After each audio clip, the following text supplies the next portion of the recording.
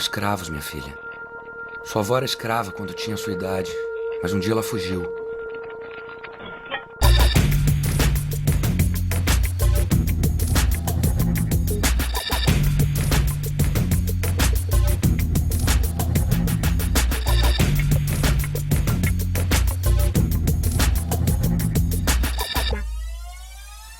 A questão da desigualdade é a seguinte: por que uma faxineira no Brasil ganha 4 vezes menos do que uma faxineira no Canadá? Se a faxineira brasileira, aqui no Brasil, começar a pleitear um salário equivalente ao que a sua colega ganha no Canadá, o patrão dela vai despedi-la e contratar outra na rua. Está cheio de gente querendo trabalhar por quase nada. Se o patrão da faxineira canadense disser para ela, você vai ganhar aqui como ganha lá no Brasil, ela vai pedir as contas e não vai ter ninguém para ocupar o lugar dela, porque ninguém vai aceitar isso. Isso é muito forte. Se tem países, e o Brasil é um deles, em que há uma oferta quase ilimitada de mão de obra não qualificada. País que tem oferta abundante de mão de obra não qualificada, o salário vai ser baixo.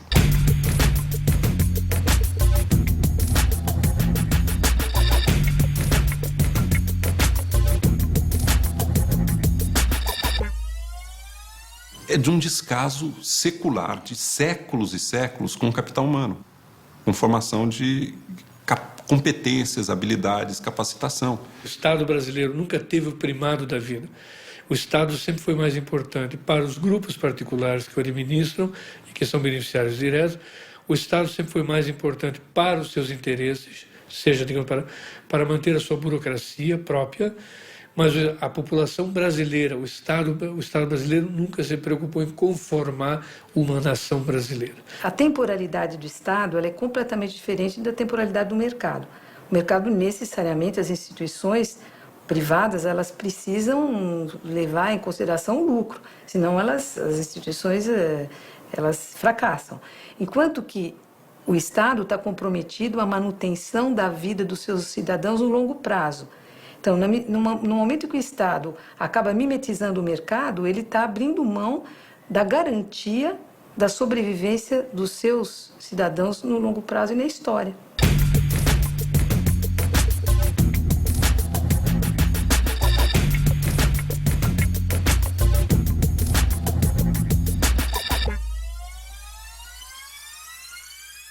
Para conformar uma nação brasileira, nós teríamos que ter, no mínimo, uma divisão equânime da terra, da renda, das riquezas nacionais, que houvesse, no mínimo,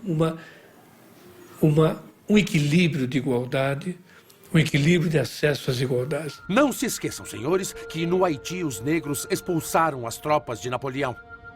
Chegou a hora deste país ter um exército de verdade. Coronel, os cofres estão abertos para o senhor. Gaste o que for preciso, mas dê um exemplo a essa gente. Que negro que ele tá, bom. Ele sabe que se nós passamos na 23 de março numa blitz, ele tem mais chance de ser parado do que eu, não há dúvida nenhuma.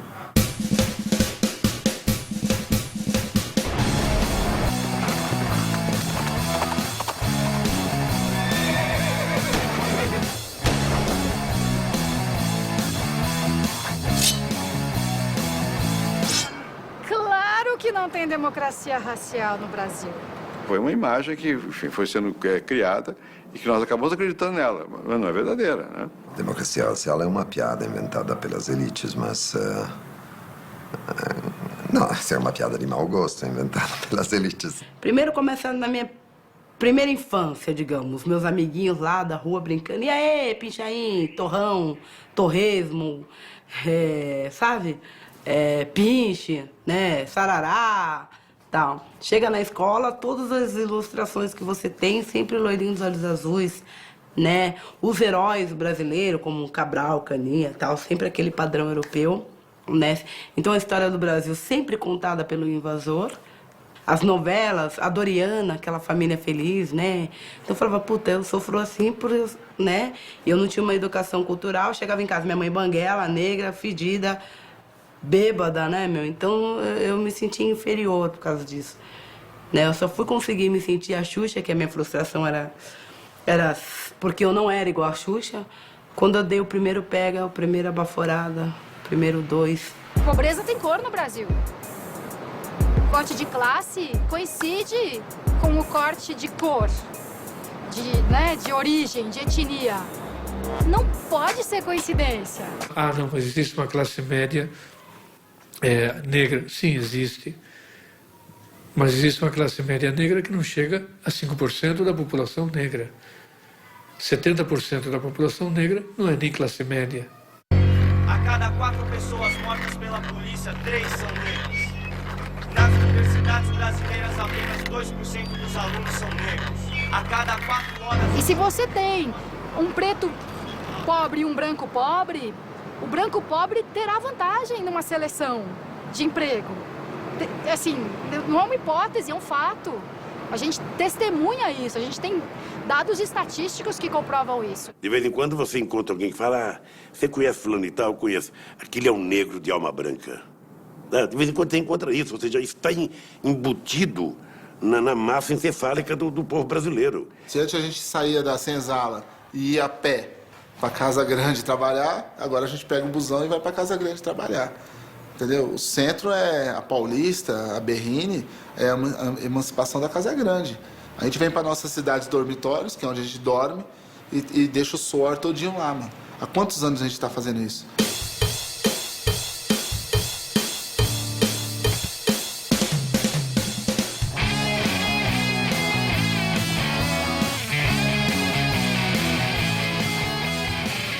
Há uma herança de escravidão, sim, e de não perceber essas pessoas como dignos de direito, né? É como se o que está estabelecido é de que eles devem ser seres humanos de segunda classe. Toda a história do Brasil, a gente vê isso mesmo nos dias de hoje, né? Nas tentativas, por exemplo, aí de escravidão por dívidas ou outras formas aí de que hoje legalmente são chamadas de cárcere privado. 120 pessoas foram flagradas em condições subhumanas. Pelo trabalho, recebiam o direito de viver na fazenda. O dono não foi localizado, mas seu advogado garante que os trabalhadores viviam muito bem. Quem disse que aquilo ali é uma situação de trabalho escravo não conhece nada de trabalho escravo. Nós temos 14 casas, todos com cerâmica, todos com banheiro, todas com água encanada, todas casas de telha. Um dos trabalhadores chegou a ser torturado com ferro quente quando foi pedir o pagamento. São pelo menos 10 horas por dia, muitas vezes sem descanso. Os funcionários da fazenda não tinham contrato de trabalho, sofriam ameaças de morte. As pessoas dormiam em redes, em cima de estrume. A Delegacia Regional do Trabalho de Paragominas retirou os trabalhadores da fazenda. O Brasil não pode ser compreendido sem levar em conta a escravidão.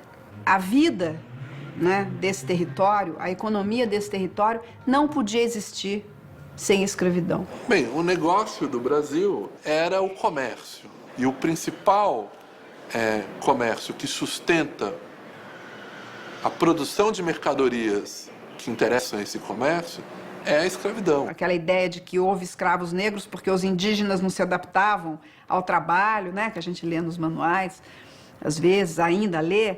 Os indígenas, eles eram rebeldes, eles fugiam para o mato, eles não gostavam de trabalho sistemático, então os portugueses foram buscar escravos na África, né? Isso não é verdade, evidentemente, eles foram buscar escravos na África porque aquilo se tornou um negócio muito lucrativo. É uma forma extrema de mercantilização do trabalho, onde o próprio trabalhador é uma mercadoria. Então ele é também objeto do comércio, da troca, da venda, da negociação. A escravidão deforma terrivelmente o modo de pensar do ser humano. Se você não é dono nem do seu corpo, o que você pode fazer para melhorar o seu futuro? Nada. Uma sociedade tradicionalmente escravista, que tem uma herança escravista, a violência ela está disseminada como um mecanismo de controle da força de trabalho nas classes dominantes. O agarramento, né? As elites são agarradas aos seus privilégios de uma maneira irracional, de uma maneira impensável, talvez, em outras regiões, né? O homem é uma coisa, é um objeto, ou, como se dizia nos termos da instituição da escravidão romana, é um animal dotado de voz. Há negociação, claro que há negociação. Os escravos, eles não são presos e acorrentados o tempo todo, isso é outra ficção. Os escravos, eles andam pelas cidades, eles andam pelo campo, eles vão levar recado, eles trabalham, o senhor põe ele para trabalhar, não é? Então, há uma liberdade muito grande que mostra que a sujeição, né, a dominação, ela não se faz apenas na base dessa coerção mais evidente, ela comporta mecanismos de coerção muito mais sofisticados. Curiosamente, nos Estados Unidos havia uma defesa organizada, intelectual, da escravidão enquanto ela existia. E foi preciso uma guerra para acabar com ela. Houve um conflito armado, violento, que terminou com o padrão. No Brasil nunca houve uma defesa intelectual da escravidão, mas também não houve guerra. Se você pegar na Revolução Pernambucana de 1817 ou na Confederação do Equador em 24, você vai perceber o quê? Que as pessoas da elite brasileira do Nordeste mais avançadas entendiam que era preciso trazer, sabe, os índios e os escravos para lutarem junto deles. E os mais conservadores diziam, não vamos convidá-los porque se eles ganharem junto conosco, depois os adversários seremos nós e eles vão para cima de nós. Sendo o número de escravos negros muito maior que o de brancos, se nós nos rebelarmos, os negros também se revoltam, e aí seria pior ainda. Esse problema se resolve facilmente. Dando liberdade aos escravos, eles ficam do nosso lado. Se libertarmos os escravos, quem vai trabalhar as terras? Tirar o ouro das minas? Não. A meu ver, a única forma de... Um movimento como a Inconfidência Mineira, e os homens que se envolveram naquele movimento eram letrados de ponta, eram homens inteligentes, cultos e grandes criadores, como no caso do Cláudio Manuel da Costa, do Tomás Antônio Gonzaga. Eles tinham ideias, ideias afinadas com o pensamento das luzes na Europa e tudo, mas quando chega na questão da escravidão, eles não conseguem chegar num acordo. Estavam todos, em tese, achando errado, contrários, achando que aquilo em algum momento no futuro ia ter que mudar, não havia uma defesa, e foi se compactuando, e a coisa se prolongou incrivelmente até o final do século XIX. E qual é o preço que se paga para a escravidão? É um preço incalculável, evidentemente. O fato de termos sido um país com escravidão e com uma sociedade escravista faz do Brasil um país com questões muito difíceis de se resolver, né? Desde o preconceito contra o trabalho. Que nós instituímos o trabalho como algo pelo qual se força alguém. Sobretudo se o trabalho manual mais rude ele desqualifica, né? Ele tira a nobreza, ele tira o prestígio, ele tira a estima social. Nós somos um país destinado à melancolia no domingo à tarde, porque se aproxima-se a segunda-feira. A música do Fantástico introduz uma brochada nacional, porque chega o dia do sofrimento. E é muito curioso como nós temos a relação de que o nosso grande sonho é viver de renda, de ter nosso próprio negócio. Quantas pessoas destroem sua fortuna ou sua pequena fortuna tentando ter seu próprio negócio para que não obedeçam a um patrão. Eu acho que é uma herança também da escravidão, de uma tradição portuguesa que considerava que trabalho era coisa de mouros e de judeus. E é um terror quando você acha que a riqueza deriva do não esforço. É só você ver os países exportadores de petróleo. É só maldição. Aí você pega a Nigéria, pega o Sudão, pega a Venezuela, pega o Texas, que gerou o Bush e tal. São lugares mais atrasados, é só você ver. Só vai em qualquer país que invista isso. Você não tem uma elite pensante sofisticada, você não tem grandes universidades, você não tem uma grande explosão artística. São países que muitas vezes têm uma elite econômica que se garante desses recursos e consegue oprimir o resto, que tem formas de cooptar a população. Não é que o Brasil tenha sido só isso. O Brasil ficou pouco nesse meio termo aí, né? Eu gosto de insistir que o local que eu conheço no mundo mais intenso de trabalho, o local de trabalho mais profundo é o galpão da escola de samba, onde dia e noite, sábado e domingo, às 4 ou 5 da manhã, estão martelando na época do carnaval. O que eu acho que existe entre nós é o foco para o qual eu dirijo o trabalho. O trabalho do galpão da escola de samba, não pode ser adiado.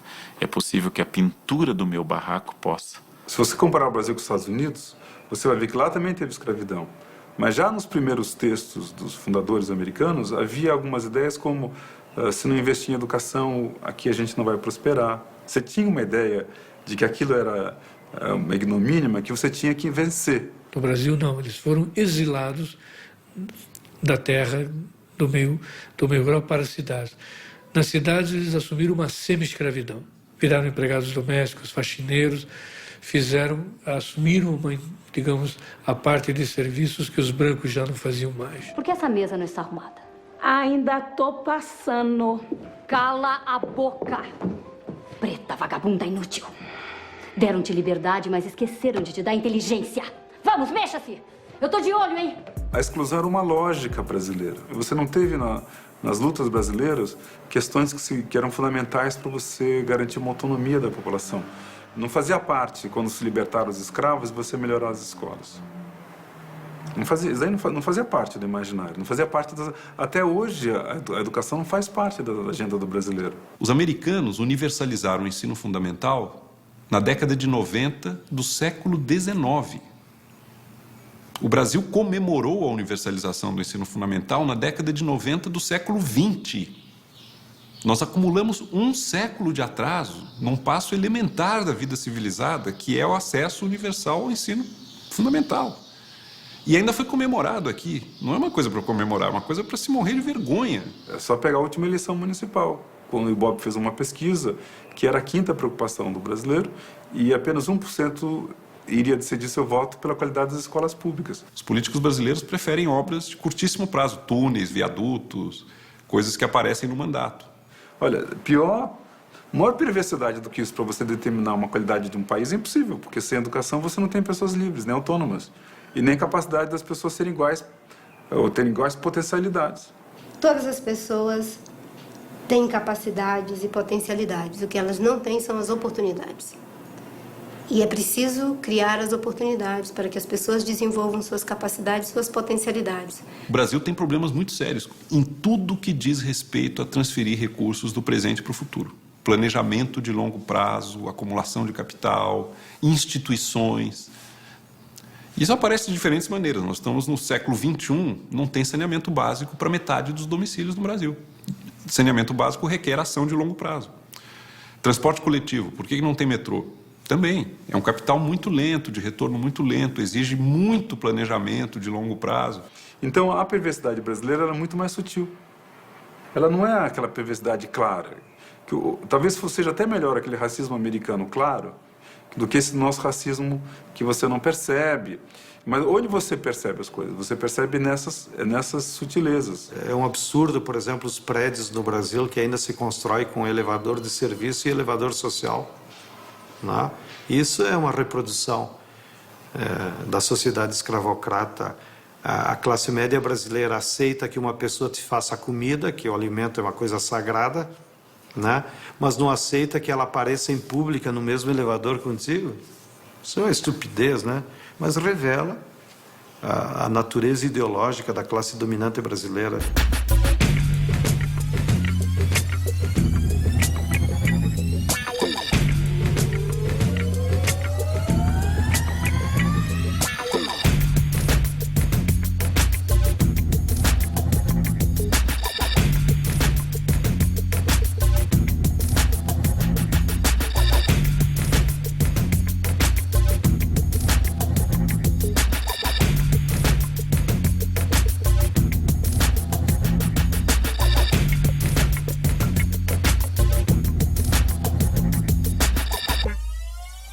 Troca-se mulato, fagueiro e bem alerta por armário, por um cavalo. Assim eram os classificados na origem do Estadão, que agora posam aí como democratas. Essa é a origem da burguesia brasileira, né? Uma burguesia escravocrata. Essa é a razão, por exemplo, que o Brasil é o único país do mundo que continua aumentando a empregada doméstica. Porque aqui no Brasil a mentalidade da burguesia é, quando tu aumenta um pouquinho a renda, tu tem que ter os serviçais dentro de casa. A fulana que te faz a comida, a fulana que te lava a roupa, a fulana que te arruma a cama, a fulana que te cuida dos filhos. né? Aqui no Morumbi, a média de cada casa daquelas da burguesia é 4, 5 serviçais. O que é isso? É recriar a senzala. A pessoa sempre tem que ter serviçal para beijar a mão, para limpar o sapato. Essa é a burguesia brasileira. Uma pessoa que passa 4 horas por dia apertada, espremida num trem de subúrbio ou num ônibus, está muito limitada no seu horizonte de realização. É brutal, é muito opressivo. Nós não podemos permitir tolerar isso. E não precisa. Tem que planejar. Como é que nós chegamos no século XXI sem um sistema metroviário nas principais metrópoles do Brasil? Não dá para entender. Como é que nós chegamos sem saneamento básico para metade da população, rede de esgoto? Não tem nenhum mistério em resolver esses problemas. É pura falta de planejamento, imediatismo, burrice.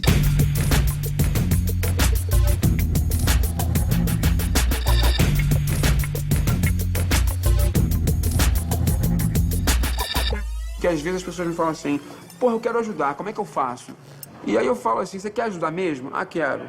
Então olha para dentro da sua casa, a sua empregada doméstica, para estar aqui às 7 da manhã, ela acorda às 4h30.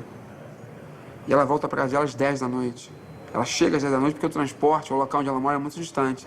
Sem querer, você está fudendo o núcleo familiar dela, o filho dela, o marido dela, entendeu? Sabe? Principalmente o filho, né? O cara tá ali abandonado, porque o pai trabalha, a mãe trabalha, entendeu? O que vai acontecer com esse cara?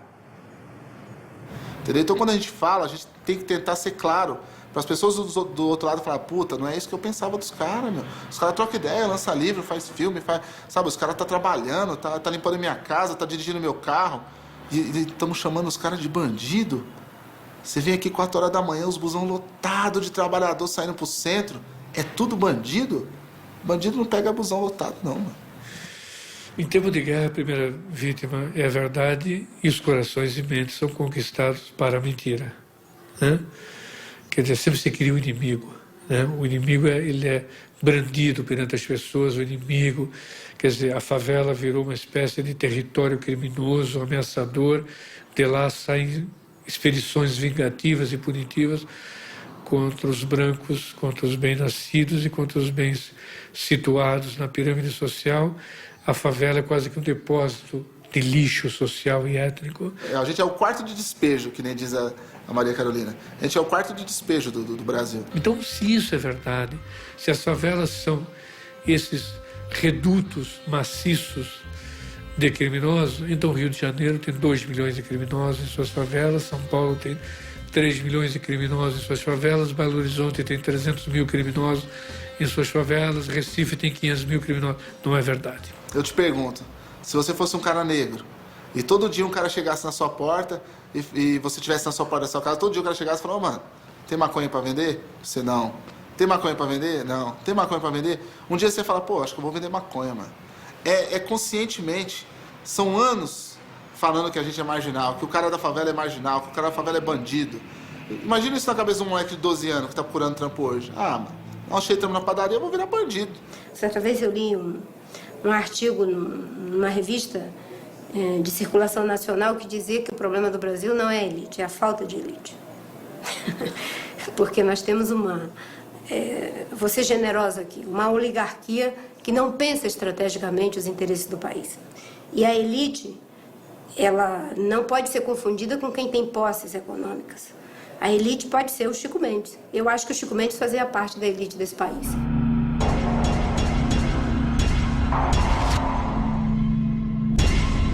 Todo mundo quer ser outra coisa. O cara pobre, ele quer ser classe média quer ser elite, a elite quer ser cidadão do mundo, quer ser americano. Então ninguém quer ser de verdade ninguém. Sabe, a gente quer ser outra coisa. E essa infelicidade toda um dia tem que ter um limite, né?